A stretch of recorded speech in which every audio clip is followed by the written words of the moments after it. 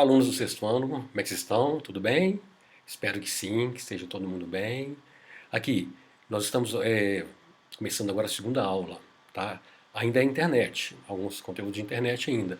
Lembrando que lá no portal já está disponível o roteiro da atividade da aula um. E no início de semana que vem vai ter a atividade do questionário online, igual vocês fizeram comigo aquela vez lá no laboratório, tá? Então vai ser um questionário simples, com poucas questões, 4 questões somente. Esse material de estudos já estão disponíveis para vocês, né? Se vocês entrarem no portal aí, vocês vão ver o, o material complementar disponível, o roteiro de estudo, melhor dizendo. E deem uma estudada, tá? Eu coloquei no meu canal também as aulas. Essa aula número 1, 01, e daqui a pouco também vou estar postando a aula 02, que é essa que eu estou gravando aqui, tá? Mas, por enquanto, vocês não vão ter ele no acesso ao portal. Mas esse material de reforço, de vídeo, entrando no meu canal lá, procurar meu nome, Cláudio Lúcio da Mata, CPRHG, vocês vão ver o material lá. Podem assistir, tá, com calma, que lá vai estar explicando todo o conteúdo que está no texto que eu encaminhei para vocês, o roteiro de estudo. Tá, então, o que nós vamos falar dessa vez agora nessa aula? Ainda a internet é um campo vasto, tem muita coisa, né? Tem muito conteúdo para a gente trabalhar. E para a gente entender o funcionamento dela, a gente tem que dar uma passeada aqui no nosso universo aqui, do Brasil, fora, para poder entender. Porque, como nós todos sabemos, é uma rede, é uma grande rede mundial.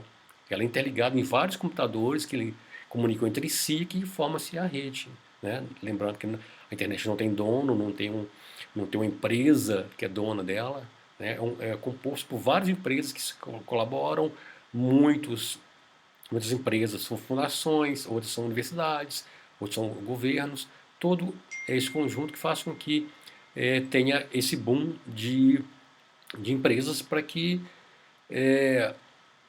a internet seja acessível em todos os 4 cantos do planeta. Muito bem. Então vamos dar uma entendida melhor nessa situação, dando sequência, né, no vídeo, no conteúdo do roteiro das atividades do número 1.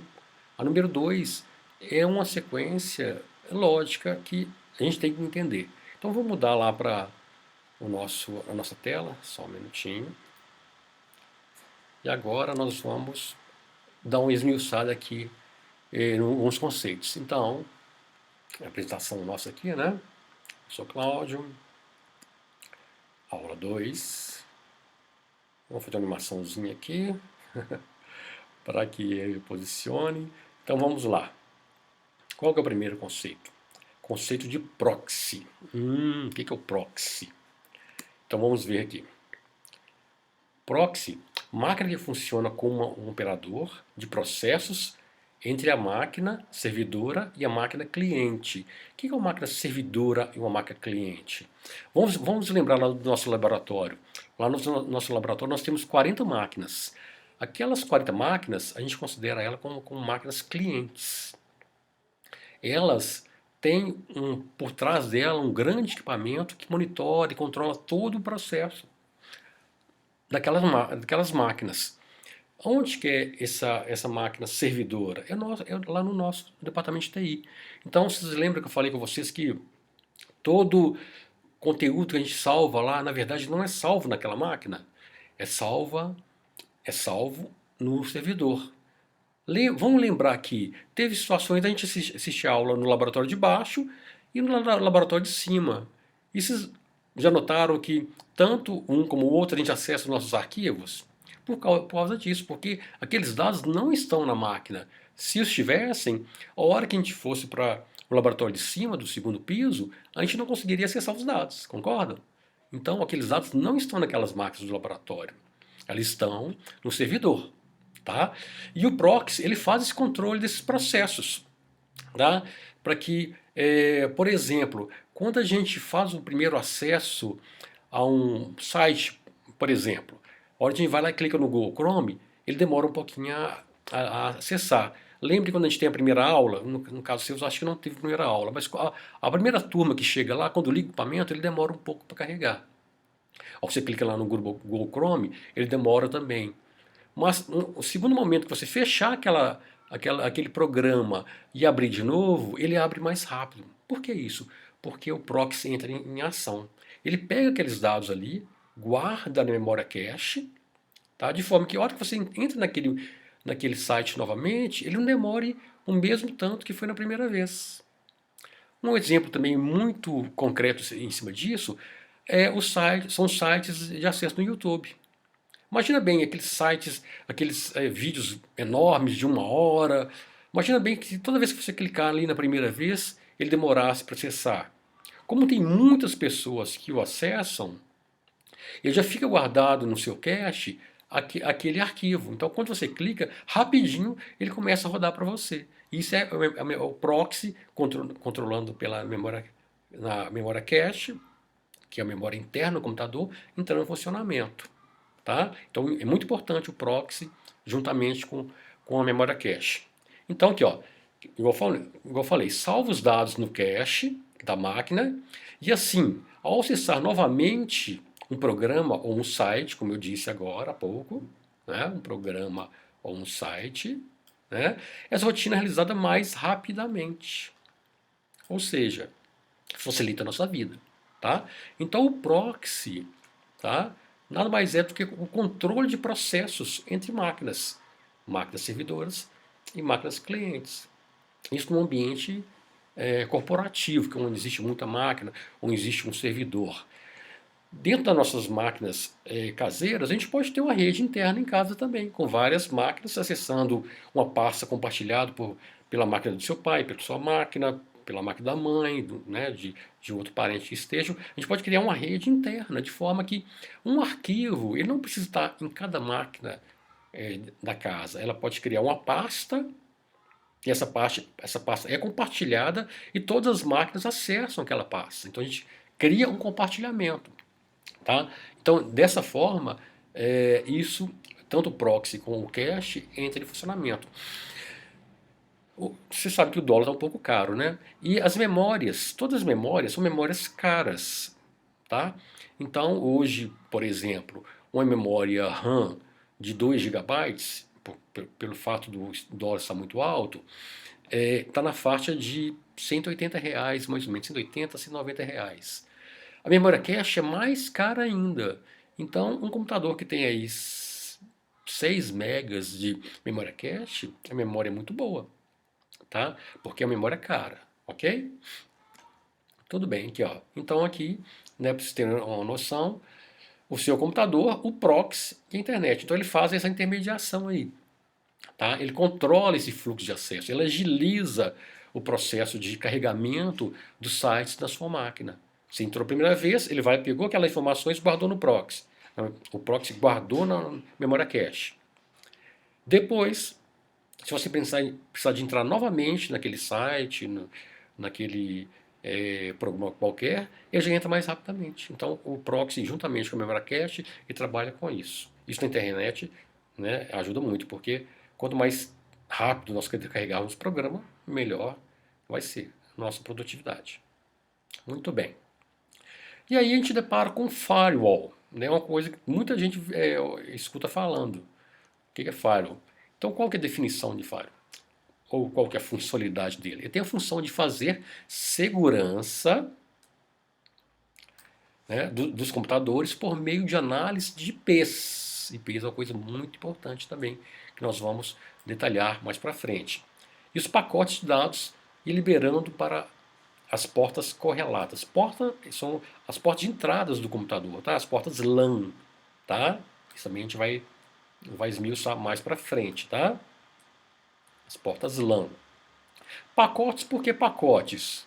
Porque o computador, quando trabalha com o envio de dados, ele cria pequenos pacotes de dados para enviar. Por que isso, professor? Porque muitas vezes, quando há um erro de conexão, esses pacotes eles podem não ser enviados.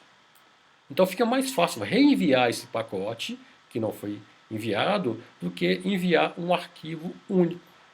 Ao passo que se desse um erro, se perderia todo o conteúdo. Tá? E dividindo esse arquivo aqui em pacotes, Quando há um erro, você não precisa reenviar esses 3 que foram normais. Vai reenviar só esse aqui, que deu um erro. Tá? Por isso que a internet trabalha com pacotes. Mas é uma coisa tão rápida e tão dinâmica que pra gente, quando a gente vê, parece que é tudo simultâneo, né? Então, há esse processo aqui. Então, o que o firewall controla? Antes de mais nada, eu frisei aqui o IP. Tá? O IP é como se fosse a identidade de cada máquina. Tá? Cada máquina ela tem o IP, que é a sua identidade.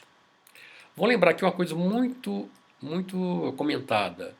Quando existe um crime de estelionato digital ou crimes de pedofilia, isso pode estar no mundo inteiro, né? Porque a grande rede são máquinas conectando com outras máquinas, então fica difícil saber de onde que veio aquela informação. Né? Daí entra a importância do IP. O IP, como é a identidade da máquina, por ela a gente tem condições de localizar quem foi que fez o crime. Ok? Então é como se fosse a nossa identidade. E isso aqui é a forma dos peritos forenses, né, Polícia Federal ou equipe forense computacional, consegue chegar naquele computador que fez o estelionato. Tá? Então a questão do IP é muito importante por causa disso. Tá? Então, o firewall, o que ele faz? Ele cria uma barreira, tá? De forma que está vindo. Se você acessou um programa aqui, tá? Antes de entrar na sua máquina, né? Ele está na rede, ele vai fazer uma checagem. Então, firewall é uma parede de fogo, né, gente? Firewall, traduzindo aí, em tradução livre. Então, a hora que ele chega aqui, ele faz uma checagem. Se aquele arquivo não é um arquivo nocivo, se ele tem algum vírus ou se tem algum componente duvidoso. Então, havendo uma série de critérios aqui que ele estabelece que estão fora do padrão, ele vai barrar aqui. Ah, professor, não quer dizer que se eu tiver o firewall, eu não preciso ter um antivírus? Não.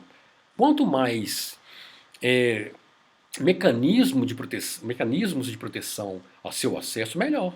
Então, o antivírus é fundamental também, porque esse firewall ele já vem na máquina.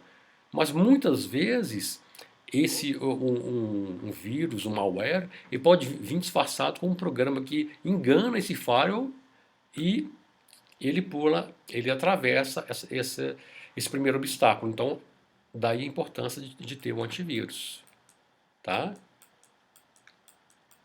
Um antivírus. Porque ele é, vamos dizer assim, é a minha segunda camada, tá? Para evitar que um programa nocivo entre e complique a nossa vida. Né? Teve vírus que entravam, ficava lá incubado no computador, a determinada data ele entrava em ação, formatava o computador, teve várias situações. Ou roubava a senha de acesso, se não tinha acesso à senha, só liberava com pagamento, com criptomoedas. Então, assim, é uma série de situações que existem, tá? Então, a importância do firewall. Muito bem. Eu sujei aqui, deixa eu limpar aqui. Não, mas aqui está dando para ver. E gerenciamento abrange todo tipo de tráfego pela rede entre computadores e computadores. O firewall pode ser físico ou lógico. Físico, o que quer dizer? Né? Ele pode ser via hardware. Ou lógico, ele pode ser via software. Vamos lembrar lá daquela nossa aula que nós falamos do software e o hardware, né? Que o software não é tangível, né? E o hardware é tangível. É a mesma situação. Eu posso ter um firewall, né? Tangível, que ele é físico, ou posso ter um firewall só de programa, que ele é intangível. Tá? Então, por exemplo, o PFSense, PFSense, ele é um firewall lógico, ele é só um programa, tá? E tem outros também que são vou ter que limpar aqui, né? Senão não vai dar certo não. Vamos ver aqui. Borracha. né? Porque senão vai bagunçar a nossa vida aqui. Ali eu fiz o desenho, né? Eu coloquei o desenho. Vai ficar mais fácil aqui para nós lermos aqui. Até porque eu vou repetir essa parte aqui, porque ficou bagunçada, né? Então aqui, ó. Esse gerenciamento abrange todo tipo de tráfego pela rede entre computadores. O firewall pode ser físico, hardware, ou, lógico, software. Então lembre daquela questão nossa do bot também, do bot do robot, né? O robô, ele é um hardware, né? E o bot é um software, ok? Então aqui é uma estrutura inicial ou um dos modelos que tem do firewall. A internet, o router, roteador, o firewall que faz a nossa primeira checagem, o switch que distribui para notebook, para outros servidores, né, para um desktop e para uma base de dados. Então, muitas vezes esse switch ele pode estar integrado aqui no roteador, tá? Então, muitos desses nossos roteadores, ele faz o duplo trabalho, que ele é um roteador, um router e um switch, tá? E ele, muitas vezes, ele é wireless, né? Então, tem aqui as anteninhas para mandar os dados. Ou pode ser via cabo também, tá? No caso aqui, ele está mostrando como se fosse via wireless, tá? Então, isso aí são arquiteturas diferentes, mas geralmente, hoje, esse switch já está integrado aqui nesse roteador. A não ser que seja igual ao nosso caso lá, vamos lembrar do laboratório, não tem lá nosso hack, lá aquela caixa pretona no alto, né? Ele é o nosso switch, tá? Então, tem várias arquiteturas, depende do local que está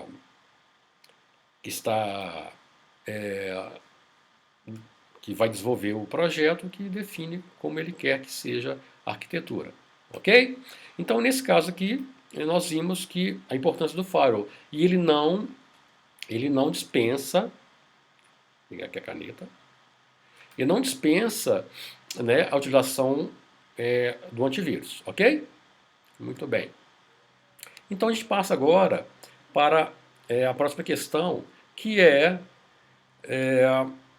os navegadores. Navegador. A gente veio falar muito sobre isso, né? Então, o aplicativo com seu principal uso para internet, onde facilita a comunicação dos programas online com os mais variados aparatos tecnológicos. O que quer dizer com isso? Para que eu navegue hoje, eu preciso de um programa. Esse programa vai facilitar, vai ficar mais amigável a minha navegação. E eles são os navegadores. Antigamente, quando existiam os navegadores, era tudo por linha de comando. Era super complicado, porque você tinha que dar os comandos e não tinha aquele ambiente gráfico. Então você tinha que ser um autoconhecedor dos comandos para que você tivesse um rendimento bacana. Hoje a vida está muito mais fácil. O navegador veio para facilitar a nossa vida e deixar com que todo mundo consiga mexer, tá? Então o navegador ele serve para a utilização dos programas que estão online, que estão na internet. Se você vai utilizar, por exemplo, um programa do nosso portal, ele depende do navegador. Você entra primeiro no navegador, entra no portal e acessa seus dados, né? Todo programa que necessita da internet, ele depende do navegador, tá? Então aqui, ó, ele podendo funcionar offline, seu desempenho é melhor aproveitado ao uso da internet, com meios de acesso a diversos websites, entre outros aplicativos disponíveis na rede. Ou seja, eu posso usar também o meu navegador offline, tá? Só que ele tem um melhor rendimento, né, uma versatilidade quando está online, porque se você precisar abrir uma pasta que você não tinha aberto quando estava offline, ele não vai abrir, ele depende da internet, tá?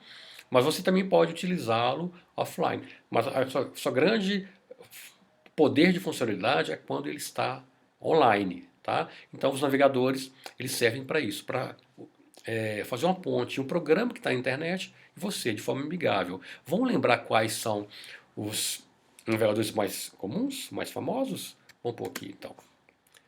O primeiro aí, né, é o Firefox, da Mozilla, Fundação Mozilla, Mozilla Firefox. O segundo é o Google Chrome, da própria Google. né? Esse terceiro aqui, tá? É o Safari, tá? Que ele vem nas máquinas da Apple, né? Os Mac, o MacBook Pro, o MacBook Air, o iMac, toda a família da Apple, tá? Esse aqui é o Opera, que é um programa open source, gratuito, e de código aberto. Então todos os programas, todas as máquinas que têm Linux, eles vêm com esse navegador. E o Internet Explorer, que agora na sua versão do Windows 10, ele está agora com o nome de Edge, e por sinal ficou muito bom. Depois vou mostrar para vocês, vou fazer um vídeo na minha máquina aqui que tem Windows, vou mostrar que ele veio com funcionalidades bem interessantes, que inclusive no Google Chrome não tem, que eu achei bem bacana. Tá? Então aqui são um deles, tá, turma? Tem uma infinidade de navegadores que estão disponíveis na rede, porém os mais famosos, os mais usados são esses aí, tá? Nada impede que você utilize outros, tá? Tem bastante variação em cima, inclusive, da Mozilla, tá? Que eles têm a fundação e ele tem bastante opção aí de sites, navegadores personalizados, ok? Então, nós temos o navegador e dentro dele a gente tem também uma grande funcionalidade, que é as ferramentas da internet, tá? Então, a cada dia surgem excelentes ferramentas para o melhor aproveitamento da internet. Dentre elas, podemos citar inicialmente portais como o UOL, o G1, o R7, Portal Terra, Folha Online e um deles, né? A gente pode citar aqui vários, mas eu coloquei os mais usados porque tem sites que fazem pesquisa de quais são os sites mais usados e dentro os sites no Brasil de portal de informação, esses são os mais usados, tá? Então, o que é o portal? É um site com vários serviços de entretenimento, informação de política, de economia, de entretenimento, de TV, de tecnologia. Então ele tem ali, no mesmo local, vários conteúdos sobre as mais diversas informações, sobre educação também. Então a gente chama isso de portal. Tá? É um site também que é acessado, né, via navegador. Os blogs. Por exemplo, coloquei aqui exemplos, tá? O Tecnoblog, o TechBits e Não Provoque, tá? São blogs. O que é um blog? Um blog é um site que tem muito conteúdo escrito e geralmente são opiniões daquele dono do blog que ele manifesta sua visão sobre um determinado assunto e ali fica aberto para também interagir com os leitores, tá? E tem tanto texto como imagem também, tá? Os podcasts. Os podcasts, como eu coloquei aqui dois modelos, o Nerdcast, né, e o Pretinho Básico. São programas que é gravado só o áudio. É a mesma coisa que você estivesse me escutando e não me vendo, tá? E seria um podcast, tá? E está muito usado hoje. Por exemplo, a Globo tem, todo fantástico, tem um podcast, né? Inclusive eles colocam lá um código QR, né? QR Code, para que você coloque o smartphone e carregue aquele podcast e escute, né? Então está muito em moda agora, está muito usado, é bem bacana, porque é mais uma ferramenta que é utilizada na internet, tá? De forma que é só o áudio, né? Lembrando que esse arquivo a gente salva ele como MP3, ok? E os vlogs, né? Como exemplo, 5 minutos, a Kéfera Bookman são um dos exemplos do vlog. Mas, professor, qual a diferença do vlog e do blog? Na verdade, a diferença é muito pouca. O vlog trabalha com vídeo, então é um blog de vídeos, vamos dizer assim. O blog trabalha mais com textos e imagens também, e o vlog trabalha mais com vídeo. Então seria uma biblioteca de vídeos. Tanto pode ser pessoal como uma seleção feita pelo editor do vlog. Ok? Então isso aí são uma das ferramentas que a gente encontra na internet e todos eles são acessados pelo navegador também. Tudo bem? E também não podia deixar de falar da rede social, né? As redes sociais. Eu coloquei 3 aqui, mas a gente sabe que tem infinidade, né? Coloquei o Instagram, o Facebook e o Twitter, né? E a gente tem né, a gente pode colocar aí pelo menos uns 6, né, programas aí de rede social. Mas eu coloquei alguns aqui para pontuar quais são os programas. E esses programas de redes sociais, eles podem ser acessados tanto no seu aparato, no seu smartphone, quanto também no notebook, né? Então ele é multiplataforma, tá? Lembrando que no caso da máquina, ele vai estar acessando direto pelo navegador, ok? Muito bem. É, Antes da mensagem final, eu queria só lembrar também o seguinte, que dentro das opções de navegador, a gente tem também os buscadores. O que são os buscadores? Vou dar um Google aí, vou pesquisar. É onde a gente faz as pesquisas. Então, o Google virou sinônimo de pesquisa, né? Com o próprio nome dele, né? Ele já tem o próprio nome, a empresa chama Google e o pesquisador o buscador chama Google também, mas tem outros também, né? Tinha o Achei, tinha o do UOL, tinha o KD, então uma série de outros programas, mas o Google basicamente engoliu todos eles. Mas eu queria dar um destaque referente na China. A China, a Google é proibida de trabalhar lá, fornecer os serviços lá. Então lá eles têm o Baidu, tá? O Baidu é um navegador, é um antivírus e é também um buscador. E na China ele tem mais ou menos 500 milhões de usuários dele, tá? Então ele, considerando pela quantidade de usuários, é um programa até poderoso. Mas no Brasil, o pessoal tomou meio que birra nele, que toda vez que instalar um programa, automaticamente ele instalava o Baidu junto. E para tirar, para remover, era uma dificuldade. Tanto é que isso ficou assim numa situação tão complicada que hoje em dia a Baidu nessa área ela não trabalha mais no Brasil, ela se retirou do Brasil, sabe? Ela não teve muito sucesso não, tá? Então, gente, para finalizar, eu deixei uma mensagem aqui para gente que é muito importante. A gente sempre fazer uma reflexão. Então, a minha de hoje é o seguinte: a vida é um eco que recebe o que emite. Somos condutores de energia. Se desejamos o bem vem. Se espalhamos o amor fica. Se sorrimos, sorrisos recebemos. Pode demorar, pode não ser sempre, mas se tem uma coisa que a vida faz é ser grata, desde que sejamos com ela. Se tem uma coisa que o universo faz é ser justo, desde que sejamos com o nosso próximo. As coisas acontecem, a bondade existe, o amor vence, e toda positividade precisa circular. Então, essa é a mensagem que eu quis deixar para vocês, tá? Em tempo de pandemia, de recolhimento, nós estamos esforçando para que nós encurtemos esse nosso contato e que logo, logo estejamos juntos, ok? Então, até a próxima aula, tá? Vai estar disponível na semana que vem a atividade online, o questionário online, vai estar disponível também na próxima semana essa aula 2, número 2, tá? Então façam o uso das tecnologias de forma eficiente e qualquer dúvida que tenham, acessem lá o WhatsApp e façam contato. Terei um prazer em ajudá-los, ok? Então vamos mudar aqui para a nossa tela, voltar aqui para